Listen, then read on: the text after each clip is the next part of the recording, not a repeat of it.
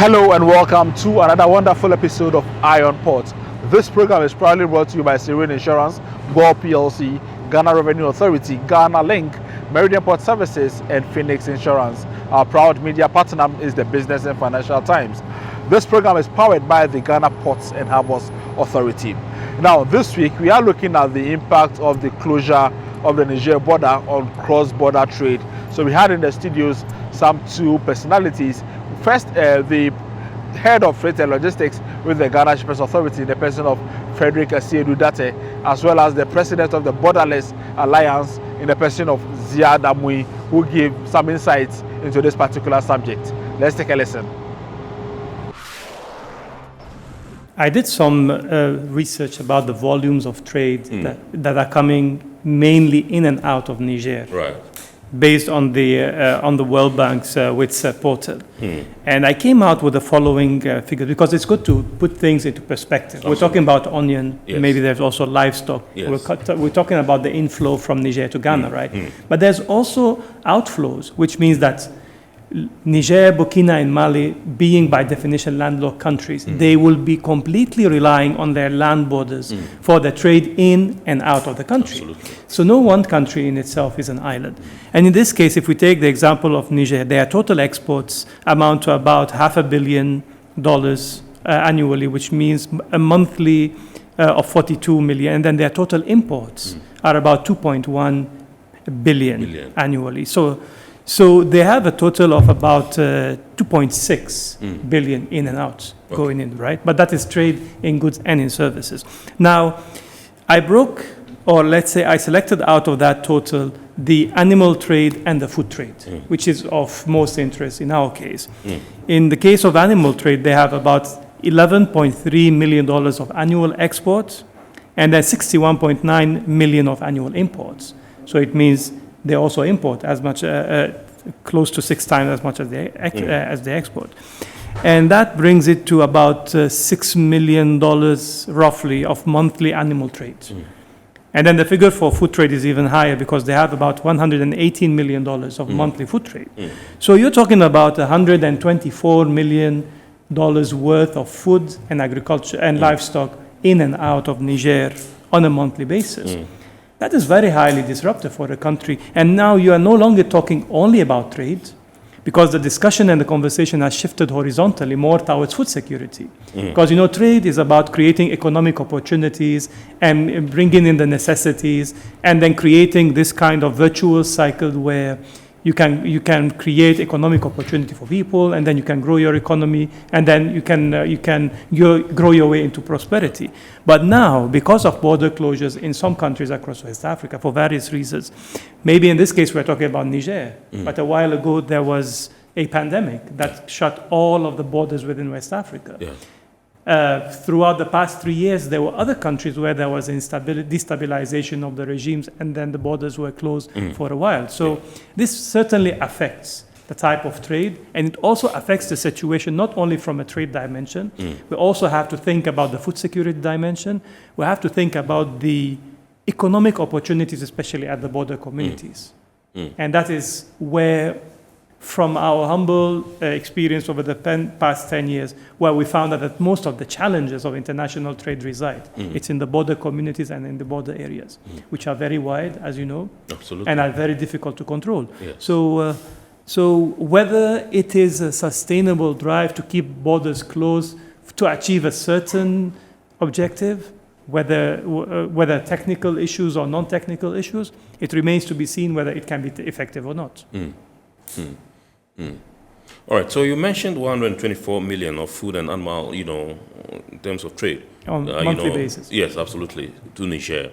I just want to find out from you, these are the two predominantly, the two predominant trade, products that they trade in. Just to clarify, this is not just bilateral trade between Ghana and Niger. I'm talking about Niger's trade globally. Okay. But then I'm saying that Ghana is one of the main gateways in and out of Niger. So if I get you right, it means Niger exports animals and food products. Yes. Okay. And many other products. Right. So most of this trade eventually comes through the coastal countries. Right. And some of this cargo passes through Ghana. And the shortages of these material on the local markets in Ghana is what creates these disruptions in terms of prices. Right. And so, and also to shift the conversation a little bit horizontally, we are yet to see a situation where some of the countries that are facing these volatility in prices sit down and ask themselves the question about where is our sufficiency in certain strategic food items that we are consuming strategically in our countries. Right. Are we doing something at least to maintain a buffer or a minimum amount of manufacturing or growing our own foods? Will we continue to rely on food that is being produced elsewhere and importing, which makes our food security situation reliant and dependent on our trade partners? And that is a very difficult situation. How has this impacted trade facilitation? We see, Premised on some of the complaints that you've received. Yeah. you see, what we seek to do in trade facilitation is to ensure that if there's a consignment that is designated to a particular place, it has an unimpeded, or it makes unimpeded progress from point A to point B. With the closure, what has happened is, I mentioned already, we had a number of trucks. And I can share some videos with you of some complaints we received from the truck drivers. Right. Where, because they had stayed there over months, it had rained and the salt was dissolving. Yes. And that the effect of that was that part of the vehicles were beginning to rust as a result of that. You know, that is on the side. There was also the case of haulage truck drivers complaining about life at the border, because you were supposed to do a journey for, call it 7 days. And here you are 2 months, and you are stuck at the border. You know, a number of them said all of the money they had been spent. So some of the drivers' mates had to subject themselves to menial jobs, you know, to be able to survive in the space, you know. And all of those were quite challenging. In fact, I remember I said I was going to veer off the political issues, but one other thing that came as part of the complaints they gave was that, you know, it did appear that because Ghana was in support of the closure of the borders, they became an easy target, you know, to the locals, because it did appear that it's your government, you know, that is, you know, pushing this agenda of sanctions, and consequently, you know, you are part of the problem that we have in the space. I mean, so those are some of the challenges. But again, when you come to talk about the vehicle itself, I mean, if your vehicle was supposed to do a 7-day journey and is there for 2 months, you know, it's not having economic employment. You know, it's locked up. I mean, so those operators now have their capital kind of locked up. You know, that's a problem. And buyers are sitting and waiting for cargo. And if the trade was such that cargo needed to be delivered before payment was effected, then the sellers were also now, you know, in some state of, you know, I don't even know how to describe it, but that they will not be paid, you know. So all of this creates dislocations in the system. Absolutely. You know, that we hoped we hadn't gotten to this point. So those were some interesting insights shared by our guest in the studio. Iron Port returns after this break.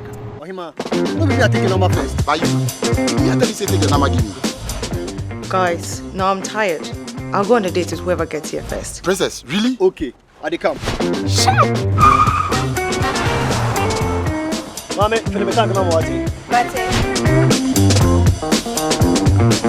boss, fill my tank with Super XP Ron 95. Fill up with Super XP Ron 95 and Diesel XP high performance products from Goil. Man, the best is here. Try me to come and patch up. My short to fool, Mr. If you let me tank, I'm about. Sorry, Tony got here first, so I'm stepping with him. Oh, cut him. Hey, go for mami. Choose Super XP Ron 95 and Diesel XP for an energizing driving experience. Always go for Goil Super XP Ron 95. Goil, good energy. Goil is good energy. Electricity, pay your taxes. Yeah. Our taxes, our future. Because you see, without our taxes, we wouldn't have good roads, good schools, better hospitals, street lights, and other very important social amenities. When we pay our taxes, we give our children free and quality education. Talga, my money too small. Why should I pay my tax? Look, small. Salifo, it doesn't matter how small or big your business or income is, you still have to pay your taxes. The little taxes from each and every one of us, when put together, could give your community clean water or that deprived school with tables and chairs. Please pay your taxes. It is your responsibility. It is your civic duty. It is the law. Impressive factory. If only I had listened to you, I wouldn't have been in this mess. That devastating fire virtually wiped out the whole factory and my warehouse. Remember my misfortunes last year? Serene Insurance Asset All Risk Fire policy that I took were there to pay for my damaged stocks in the warehouse, and my machines that were affected by the floods have been replaced. My accident vehicle is back on the road thanks to Serene Insurance Motor Policy. Currently, my goods are on the high seas, covered with their marine cargo insurance policy. I was just telling Ajima about Serene Insurance. Oh, Ajima, tell him more. As a road contractor, I make sure I do my contractors all risk insurance for the projects and then workers' compensation for all the workers on site. With Serene Insurance, they will make sure they will cover your unknown tomorrow today. Serene Insurance, a new face of insurance. Call us now.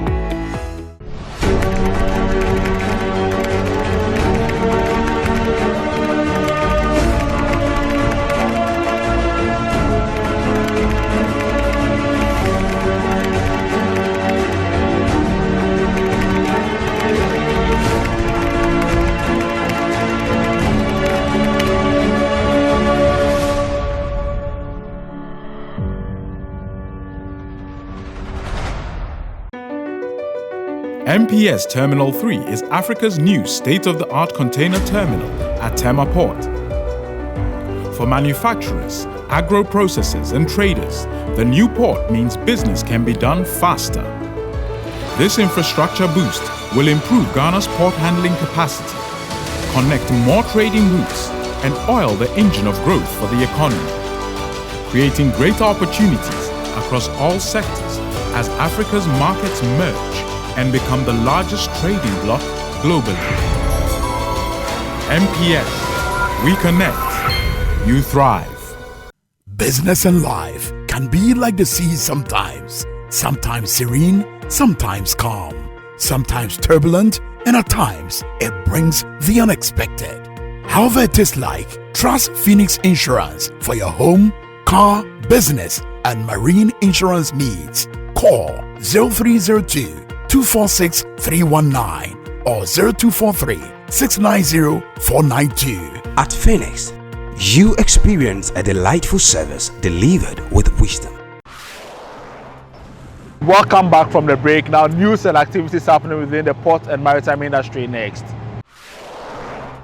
The president of Borderless Alliance, Ziad Amui, has urged West African states to accelerate their drive towards regional economic integration in the midst of global uncertainty. This, he said, could be achieved by exploring available instruments of trade facilitation to accelerate its economic transformation and to create larger and freely accessible regional markets for its locally produced goods. Ziad Amui made this known during the media launch of the Borderless Alliance 10th Annual Conference, which comes off from October 25th to 26th at the Alisa Hotel in Tema. The only way to protect itself and become more resilient is by building its regional supply chains.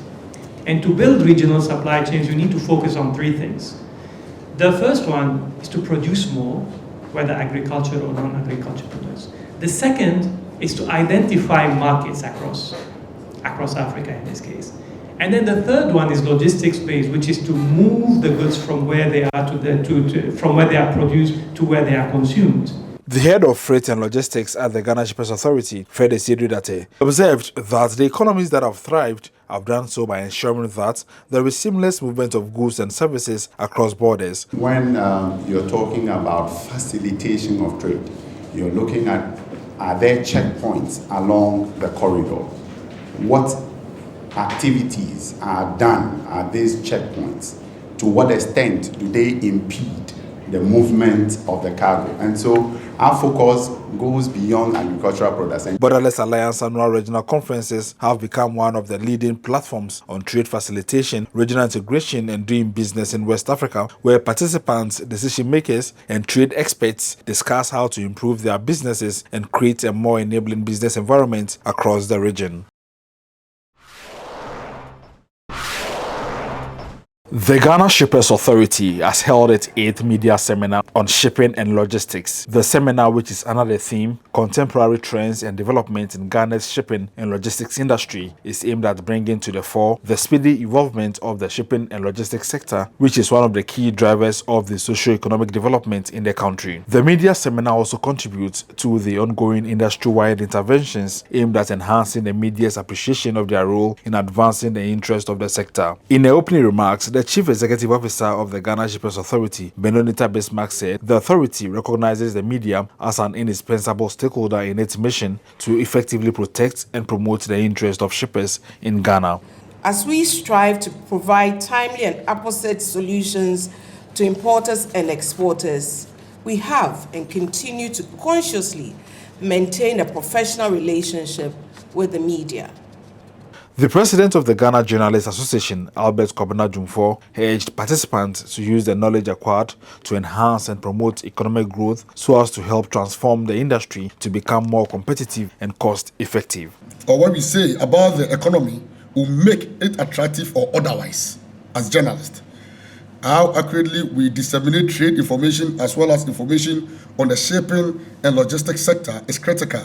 A senior freight and logistics officer at the Ghana Shippers Authority, Frank Ankoma, spoke on the impact of negotiated freight rates on the shipping and logistics industry. I am doing one container, maybe you have 100. So you can leverage on the volumes and say, look, this is the standard price, but I'm going to do 100. So you go in and discuss with the shipping line that based on the volumes I'm able to give you, can you do a reduction for me? The head of export at the Ghana National Chamber of Commerce and Industry, Charles Arthur Interim, touched on the significance of the Certificate of Origin in the implementation of the African Continental Free Trade Agreement. If you are in Ghana and then you want to export to, let's say, Kenya, and you don't have any after certificate of origin, you have to pay duty, full duty. Even though the after agreement is a gradual reduction of duty. If the duty is 20%, they are going to reduce it by 6%. A fellow and chairperson of the Global Membership Committee of the Institute of Chartered Shipbrokers, Gertrude Oyene-Sienim, explained the benefits of the payment of marine insurance locally to the shipper and the Ghanaian economy. There's proximity to the insurer. We have over 20 general insurers in Ghana. You can choose which one you want, isn't it? Again, you can sit with the insurer or your broker for them to explain the policies and the options available. The local chapter of the Network of Professional Women in the Maritime and Port Sectors of West and Central Africa has been launched, a women's arm of the Port Management Association of West and Central Africa. The network is aimed at promoting and spreading the vision of equity and unity in the maritime and port sectors through the perfect integration of women with respect to their cultural identity. President of the Ghana chapter of the network, Abna Sewo Pokufosu, said the local chapter's membership is open for all women working in the maritime industry at all levels. We want to ensure that it's all inclusive at whichever level that you find yourself. There's the opportunity to be trained, there's opportunity to be mentored, so that together we will rise up. Information Officer of the network, who is the General Manager in charge of administration at Ghana Ports and Harbours Authority, Florence Essel, said the network prioritizes capacity building and this culture will be maintained in the activities of the local chapter. In the launch, there were some sub-committees that were created. One of them is learning and development. This committee was created to identify programs that will help build the capacity of women. Advisor of the Ghana chapter of the network and General Manager Marketing and Corporate Affairs at Ghana Ports and Harbors Authority, Esther J.B. Donko, called for deliberate effort to ensure the impact of the network and its members is felt in industry. Your work should speak for you. And so I was encouraging them that coming up with this network and probably organizing training programs and activities does not end there. You need to make sure that you are making an impact wherever you are so that everybody can see that you are contributing to the organization. That is the essence of the visibility that I'm talking about.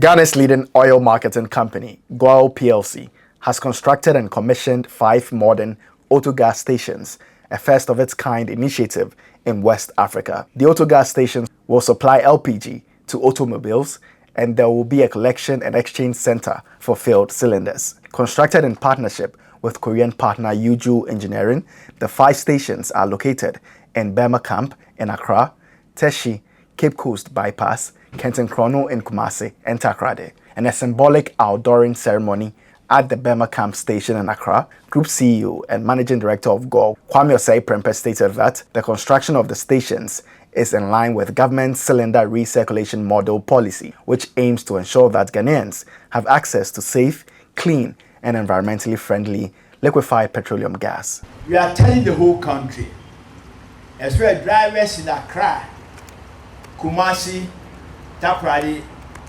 that you don't have to expose yourself to danger. Don't go and buy a cylinder filled with gas and try to transfer that to your car.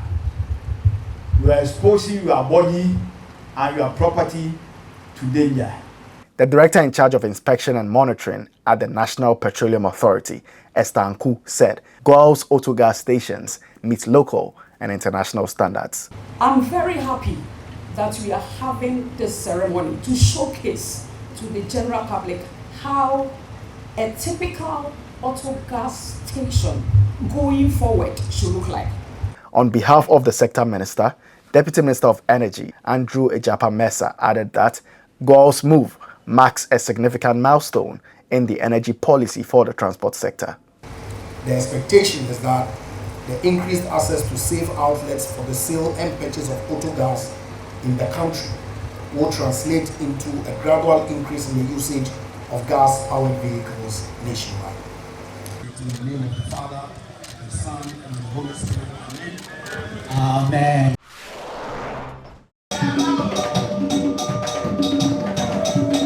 Former students of the Regional Maritime University have demonstrated a desire to take advantage of every opportunity to foster unity and advocate for the common good of the university. In this vein, an interim executive committee to steer the affairs of the RMU Alumni Association for the next 6 months has been instituted ahead of an upcoming elections in 2024. This decision was arrived at during the 5th Alumni Congress of the school, following a postponement of elections initially expected to be undertaken during the Congress. 6 new members will join 5 functional members for the Interim Executive Committee. The president of the Alumni Association of RMU, Theodore Mensah, revealed that plans for representation of the Alumni Association on the board of the school is progressing. He said the association seeks to have control of funds collected by the university on behalf of the alumni body. We need a way to put alumni funds into a central alumni bank account, while the practice of taking only small amounts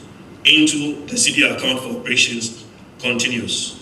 Secretary of the Alumni Association, Captain Catherine Hazel, called for the development of international chapters of the Alumni Association. Vice Chancellor of the university, Dr. Jethro W. Brooks Jr., extended a call for experienced alumni members to consider teaching in the university. We are in need of some lecturers in the Department of Nautical Science and the Maritime Safety and Security Center, MSSC. Younger members of the Alumni Association urged the school to engage in activities that entice their younger members. In a related development, the Rotat Club of RMU and the Ghana Merchant Navy Officers Association has collaborated on a cleanup campaign to reduce pollution at the beaches around the school's vicinity. However, despite the collaborative effort, the team could not do away with 10% of the accumulated plastic waste at the beaches. This has led them to appeal for future community-driven efforts towards long-term restoration of the beach environment around the school. We have international news coming up next. The members of the newly formed Future Maritime Leaders Network have called for improvement in the maritime industry by investing in data sharing and education of crews. The members, led by Global Maritime Forum, have identified 3 needs that focused attention and action. These include increasing transparency and accountability across the maritime industry, upgrading maritime education and training, and empowering people in the maritime industry. The stakeholders called for increased transparency and accountability within the maritime industry, backed by robust mechanisms like secure whistleblower programs and data sharing practices across the industry that can drive informed decision-making. APM Terminal Swapi, part of Maersk's port logistics arm APM Terminal, has received approval from Brazil's National Waterway Transport Agency to change its cargo profile, enabling the terminal to operate containerized cargo and expand the area to be used by the terminal. APM Terminal Swapi will operate the new container terminal at the Governador Heraldo Goil Port Industrial Complex in Brazil. Operations are expected to commence in 2026. The future terminal will be able to handle up to 400,000 TEUs and will increase the capacity of the port complex by 55%. Now, schedules of vessels in the port, those at anchorage and those expected in the coming week, plus the Bank of Ghana exchange rate you need to know to clear your goods from the port next.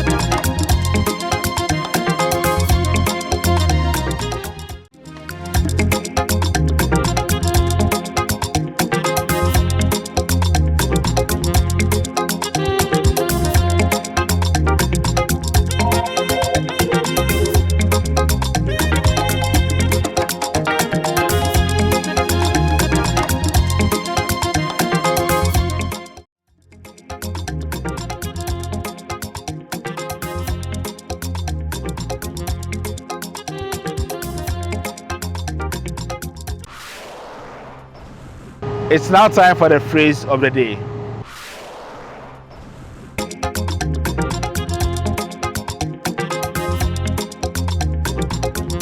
Port capacity generally refers to the engineered volume capacity for cargo in a port.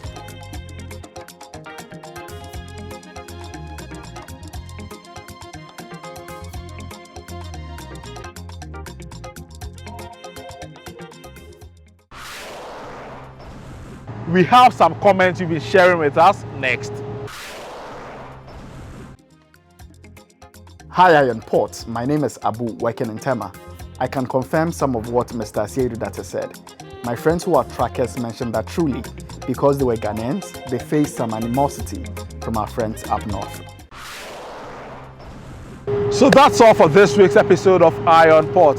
Thank you for watching and thanks to the entire crew. Join us same time next week and also follow us on our various social media platforms on your screens.